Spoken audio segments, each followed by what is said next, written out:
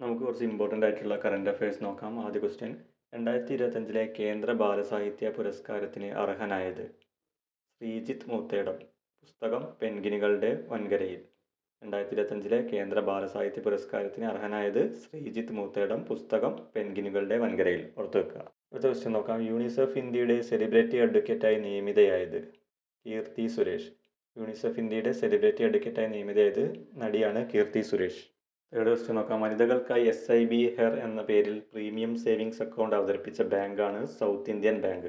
വനിതകൾക്കായി SIB her എന്ന പേരിൽ premium savings account അവതരിപ്പിച്ച ബാങ്ക് ഏതാണെന്ന് ചോദിച്ചാൽ സൗത്ത് ഇന്ത്യൻ ബാങ്ക്. ഈ SIB എന്നുള്ളത് സൗത്ത് ഇന്ത്യൻ ബാങ്കിൻ്റെ ഷോർട്ടാണ്. അപ്പം ഓപ്ഷനിൽ നിന്ന് ആൻസർ കിട്ടും. ഇനി അടുത്ത ചോദ്യമാണ്. IBSF ലോക സ്നൂക്കർ ചാമ്പ്യൻഷിപ്പ് കിരീടം നേടുന്ന ആദ്യ ഇന്ത്യൻ വനിതയാണ് അനുപമ രാമചന്ദ്രൻ.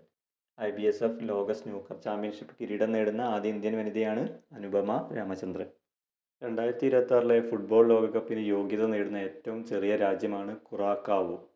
2026 ഫുട്ബോൾ ലോകകപ്പിന് യോഗ്യത നേടുന്ന ഏറ്റവും ചെറിയ രാജ്യം ഏതാണെന്ന് ചോദിച്ചാൽ കുറാക്കാവോ.